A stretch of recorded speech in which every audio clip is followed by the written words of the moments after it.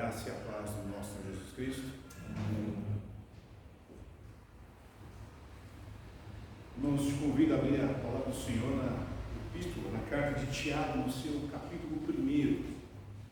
Tiago, capítulo 1, faremos a leitura do verso 1 a 8.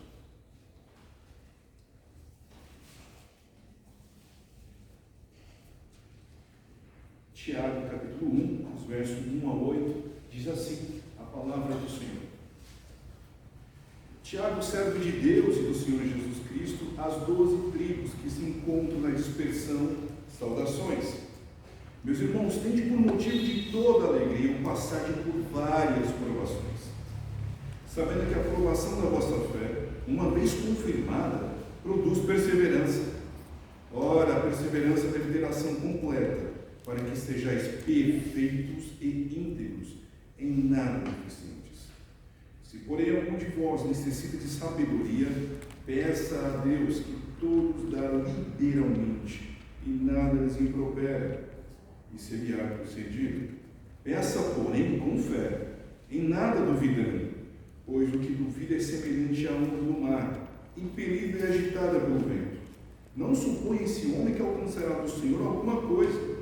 Homem de ânimo dobre, inconstante em todos os seus caminhos. Pai Santo, nos ajuda nessa hora, para que possamos compreender a Tua palavra, que o Senhor nos guie nesse entendimento, e que o Teu nome seja glorificado nesta hora, no nome de Cristo. Amém. Se eu perguntasse aqui, e disse para que você levantasse a mão apenas aqueles que gostam de passar por sofrimentos, por algum tipo de dificuldade, certamente ninguém levantaria. Nós não gostamos de passar por sofrimentos ou aflições, e é normal. Quem é que gosta de passar por esse tipo de situação? Não é bom. Ninguém gostaria de sair após o culto e perceber que seu automóvel foi roubado. Ninguém gostaria de passar um tempo no ônibus, num ponto de ônibus, esperando o ônibus passar e ter aí ser abordado por um assaltante que rouba o celular, coisas que nós investimos tempo, trabalho e de nosso dinheiro, compramos com muito sacrifício e injustamente é roubado.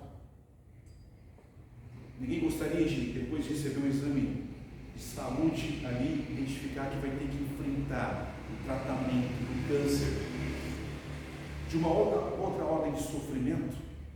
Ainda hoje, nos dias de hoje, famílias muçulmanas, se tiver alguém na família, por exemplo, filhos que se convertem a Cristo e professam sua fé, esses filhos são jogados na rua.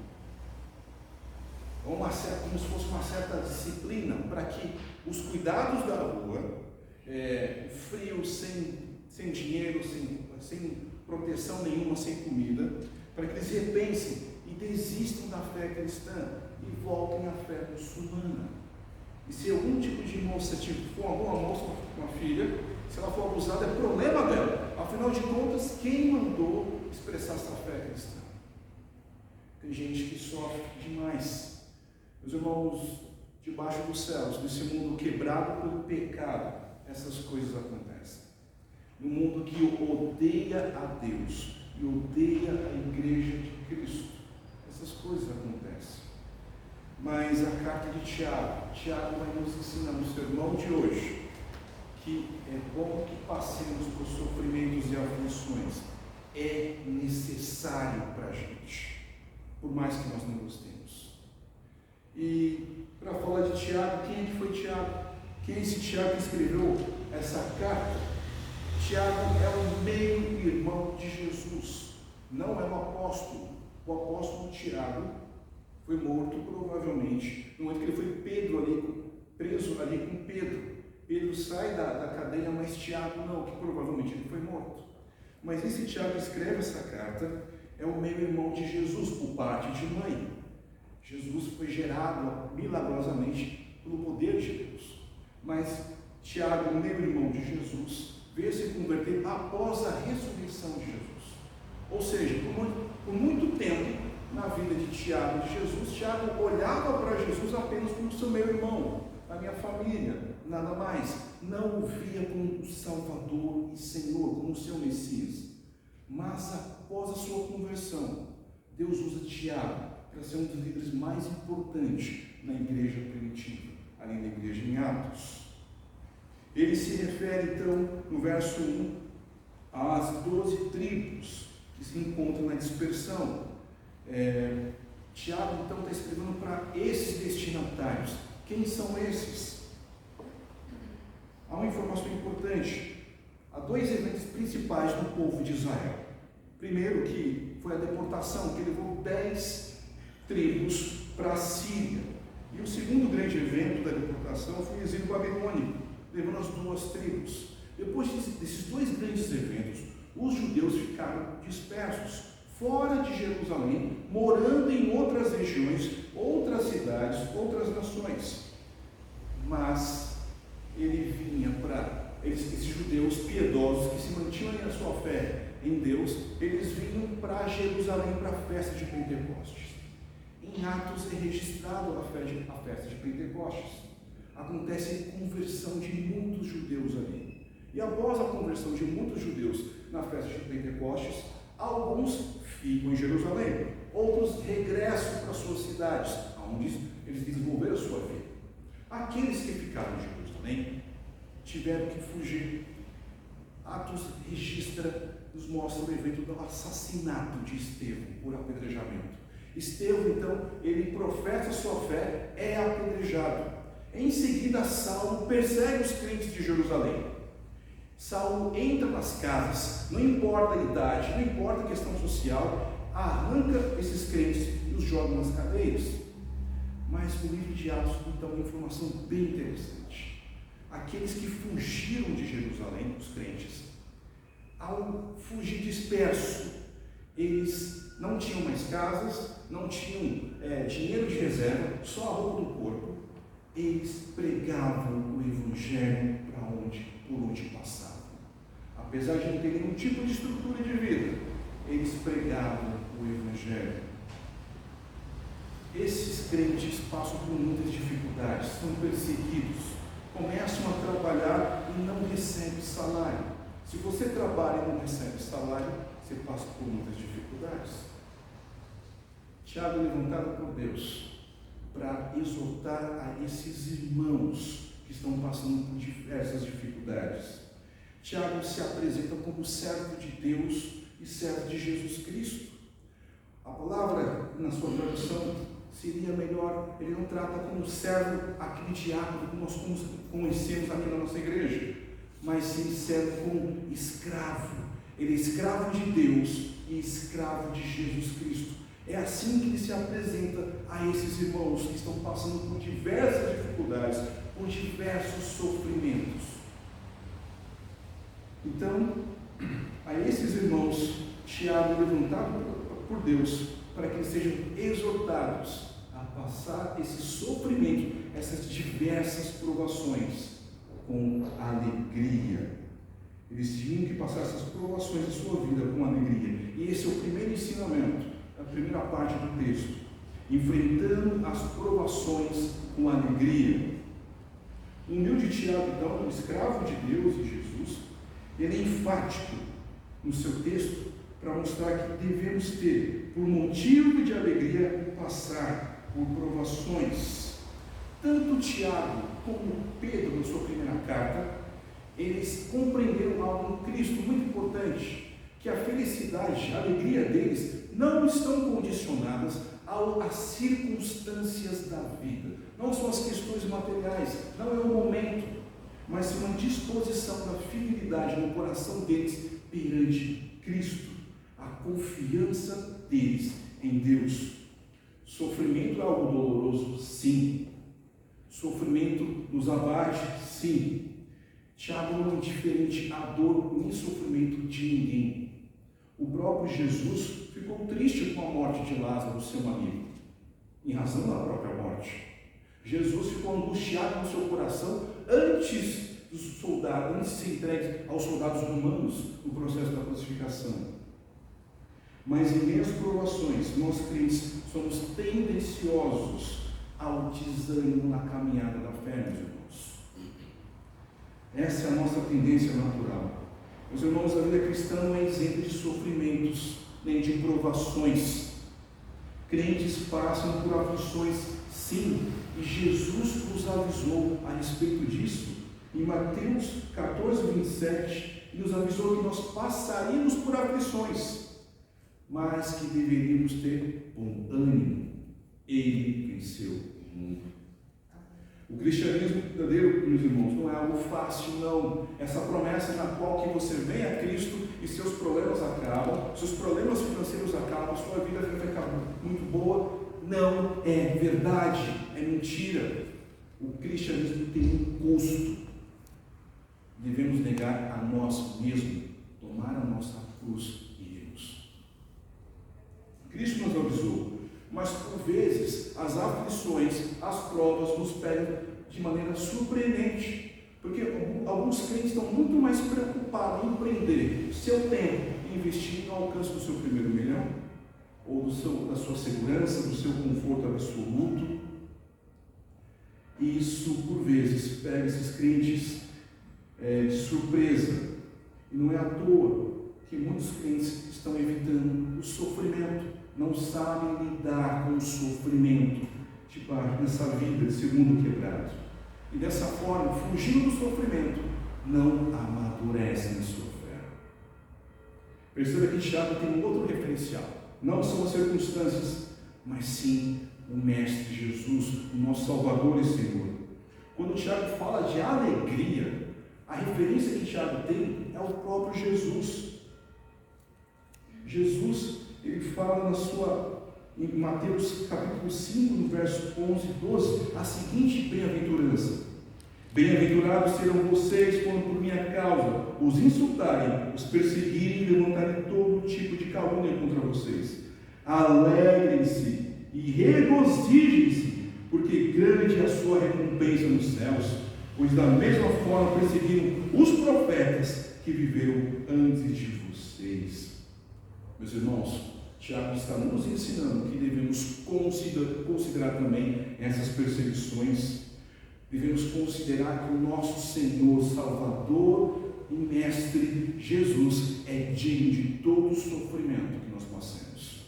Devemos ser fiéis a Deus até o fim. O próprio Jesus orienta, então, olha os profetas do passado, os meus profetas, fiéis a Deus, sofreram por causa do meu nome. Se alegrem e se regozijem nisso, confiando tão somente no Senhor, sem murmurações, sem pesares, apenas a confiança no Senhor. Mas por que nós devemos ficar alegres nesse momento de provações? Por que devemos ficar alegres no momento de tantas aflições e tristezas? A provação não é sem razão, ela trará benefício para nós. Ela vai beneficiar com a perseverança, com a constância da nossa fidelidade ao Senhor. E assim seremos homens e mulheres mais maduros em Jesus Cristo. Mas como nós devemos perseverar, meus irmãos? Devemos perseverar, nos mantermos fiéis a Deus, nos momentos de sofrimento que somos provados, por mais difíceis que sejam, por mais complicados que sejam. Devemos confiar em Deus, que é soberano e está acima de nós e acima dos nossos problemas, acima dos nossos sofrimentos, acima das nossas aflições. Ele é soberano e poderoso e está trabalhando o seu coração nele, o seu caráter, a sua maturidade. Tiago sabe que as provações podem sim nos desanimar. Essa é a nossa tendência. E um coração desanimado, pesaroso, nós temos que tomar cuidado com isso, porque nós podemos começar a ficar muito entristecidos, entrando num processo de autocomiseração. Coitado de mim, eu tão piedoso, uma mulher tão piedosa, sirvo ao Senhor, estou no culto, trabalho na igreja, ensino os meus filhos e sou perseguido pela palavra do Senhor, passo por tanta tribulação, tantas provas, tanto sofrimento. Eu que amo o Senhor. Os primeiros cristãos perseguidos poderiam pensar isso, sim, estavam em Jerusalém, servindo ao Senhor, e foram perseguidos por amor a Cristo. Eles poderiam pensar: poxa, eu estou sem casa, sem reservas financeiras, passando dificuldades, trabalho e não recebo. Vale a pena? Cuidado, meus irmãos. O alerta de Tiago é: se alegrem, a exortação de Tiago é: exultem por esses problemas, porque Deus está cuidando de vocês. Mas por que realmente ficar alegre nas provações? Porque justamente nessas circunstâncias, meus irmãos, difíceis, elas nos fazem crescer em Cristo. As provas, as adversidades em geral são testes de resistência do nosso crescimento. A vida é assim. As dificuldades nos fazem crescer. Passamos na escola, cada vez mais sendo aprovados, mas temos provas, aprendemos coisas mais complexas a cada vez mais e vamos vencendo as dificuldades e assim criando maturidade. É assim na faculdade. Os problemas que acontecem dentro dos nossos trabalhos, onde vocês trabalham, tem problemas e você os vence. Há dificuldade, mas à medida que vocês estão vencendo as dificuldades, vocês estão criando maturidade, experiência. E assim, as questões de relacionamento familiar em casa, por vezes, não é fácil, mas aos poucos vão se resolvendo. Aqueles que casam, então, o primeiro casal ali tentando resolver as questões familiares, estão crescendo, estão se conhecendo. Os pais de primeira viagem, a criança que chora, como é que trata, as noites que não se dormem, e vão vencendo essas dificuldades e vão crescendo. Tudo isso é desafiante, mas vencido o desafio, há crescimento. Meus irmãos, de igual modo, a nossa fé não será desenvolvida em momentos de tranquilidade, de férias, em boas viagens. Não há nenhum problema com isso. Eu amo viajar, é muito bom. Mas saiba de uma coisa: a nossa fé não cresce em resort, não cresce na praia, não cresce em momentos de tranquilidade. Deus pode querer sacrificar o seu conforto para que você se ajoelhe perante Ele, pedindo sabedoria e clamando no nome dele. Os atletas que concorrem nas Olimpíadas, eles treinam, estressam o seu corpo. É um processo de treino, de provas, para que o seu corpo esteja preparado para outras provas e assim serem aprovados. De igual modo, a nossa fé. É assim que acontece. Quanto mais você procurar uma vida piedosa, mais você enfrentará provas e dificuldades. Quanto mais você negar os seus desejos pecaminosos do seu coração por amor a Cristo, mais você será aprovado. Vai doer. Passaremos dificuldades, mas é necessário, meus irmãos. A boa mão de Deus está conosco. Não estamos sozinhos. Deus está por trás de cada teste, de cada aprovação, meus irmãos. Deus quer que eu e você tenhamos uma fé amadurecida. Deus quer que você persevere. Mas o que significa perseverança? Perseverança significa continuar servindo a Deus com fidelidade em meio a situações difíceis. Em meio a situações extremamente difíceis. A primeira carta de Pedro, capítulo 1, versos 6 a 7, ele escreve o seguinte: nisso exultais, embora no presente por breve momento, se necessário, sejais contristados por várias provações, para que o valor da vossa fé, uma vez confirmado, muito mais precioso do que o ouro perecível, mesmo apurado por fogo, refunde em louvor, glória e honra na revelação de Jesus Cristo. Como seremos aprovados? Quando continuarmos a servir a Deus com fidelidade, com fé, com alegria, mantendo a confiança no nosso Redentor, o nosso Salvador e Senhor, nas situações mais difíceis, então estaremos respondendo às provações da maneira adequada e assim seremos aprovados por Senhor. Meus irmãos, é necessário ter paciência e cautela nesses momentos, pois o Pai Celeste está completamente no controle dessa situação e por vezes nós não conseguimos enxergar. Tenha paciência, seja cauteloso, porque nos momentos de dificuldades a nossa tendência é fugir das dificuldades, é fugir dos sofrimentos, tomando atalhos, tomando decisões precipitadas, equivocadas e por vezes pecaminosas, que podem resolver os nossos sofrimentos de imediato, mas a longo prazo será desastroso. Fugindo do sofrimento, não seremos amadurecidos. Isso é um problema. Mas quando perseveramos com alegria, então a ação estará completa, conforme o verso 4 que Tiago escreveu.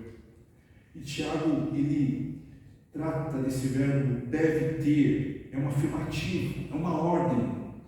Tiago quer que as nossas provações tenham benefício completo nas nossas vidas.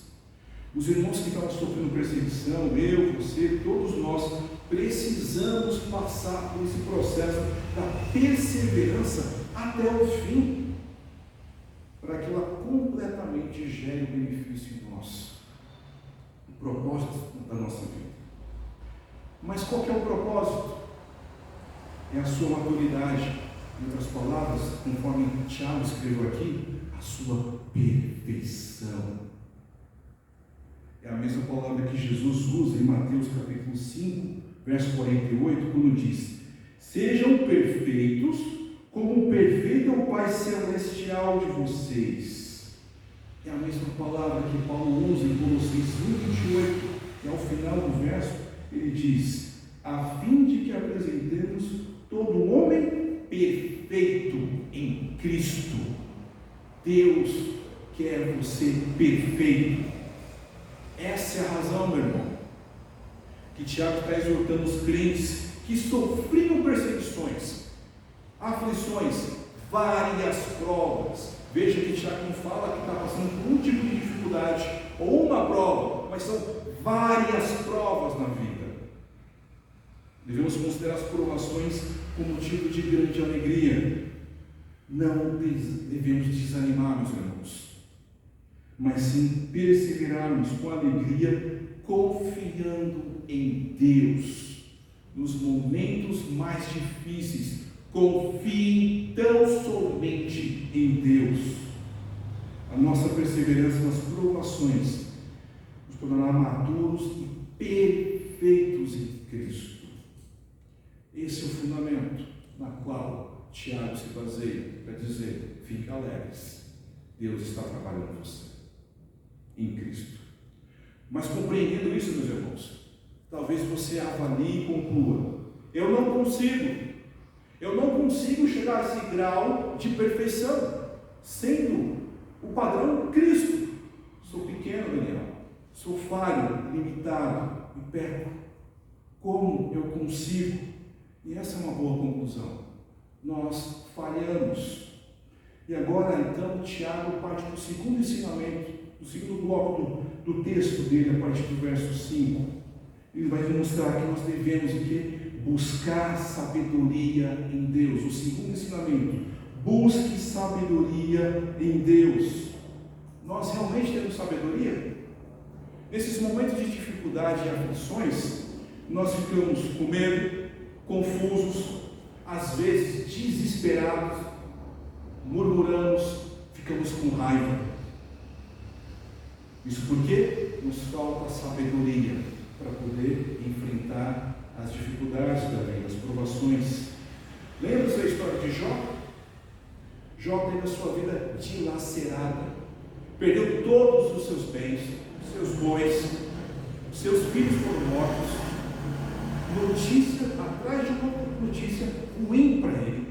O seu coração se comprimia.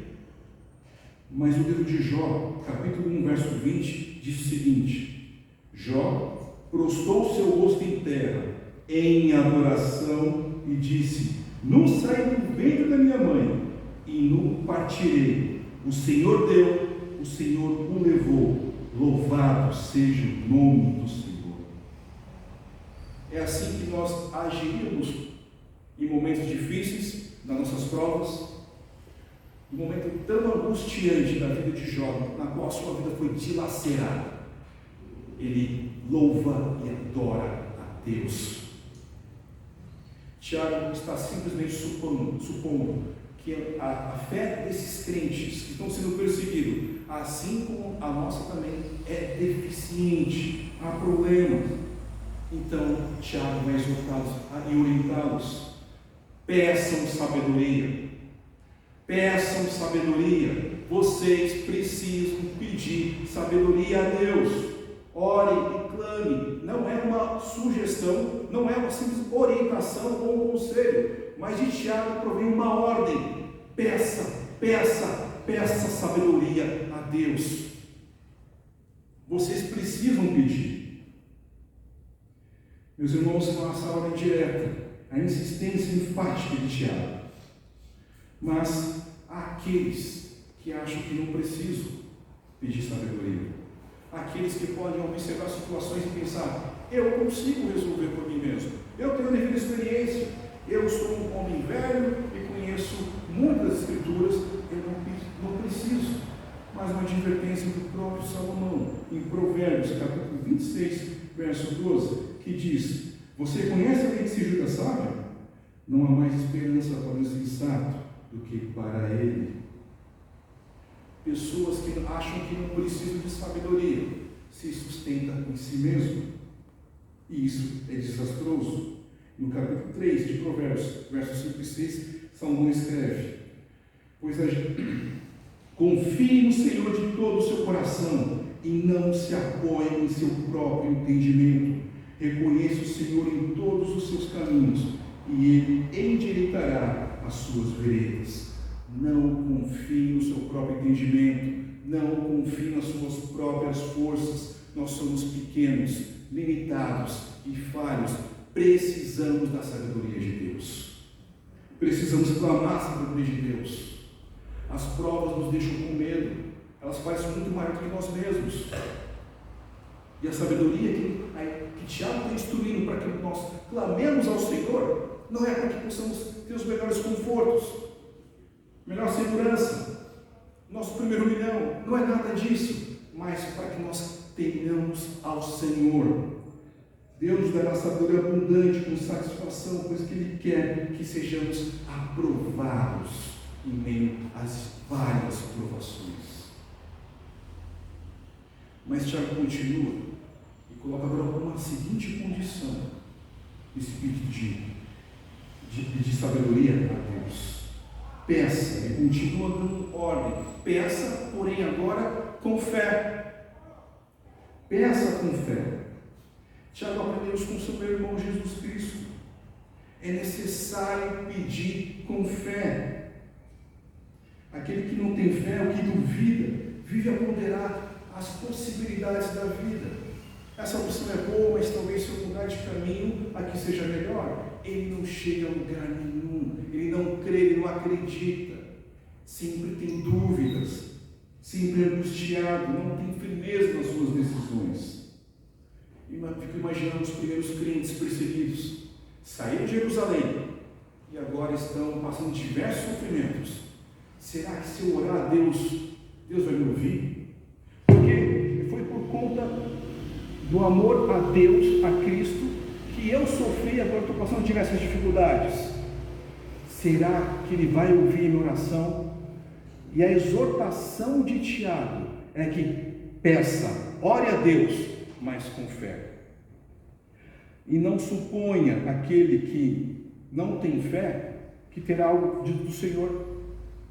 Aquele que não tem fé, os corações inquietos, aquele homem cujo coração é dúbio, vive sem rumo, não tem expectativa que Deus vai responder a sua oração.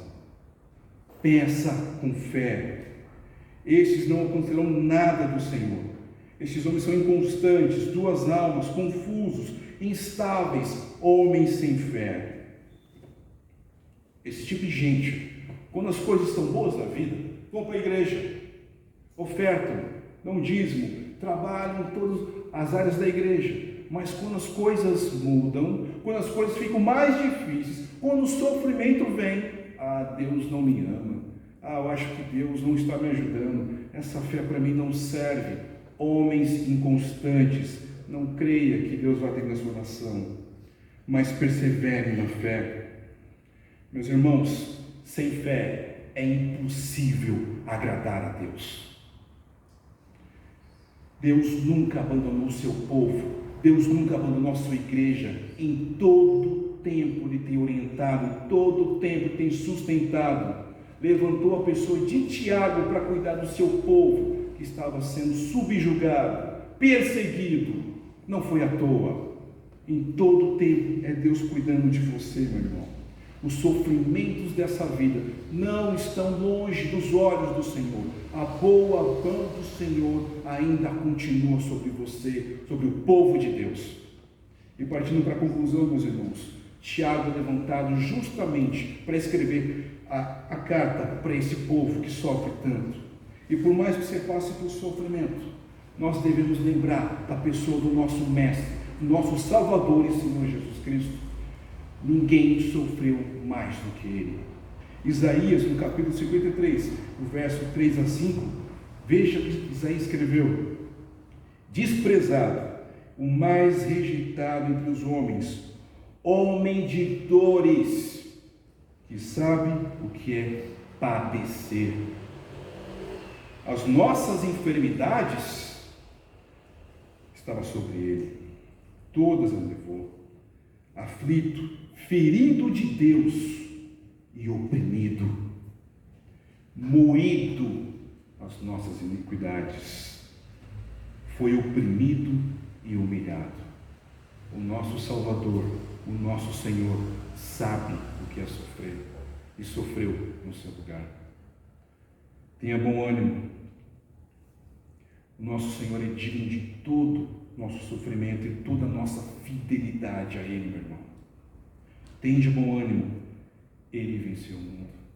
Que Deus assim o abençoe.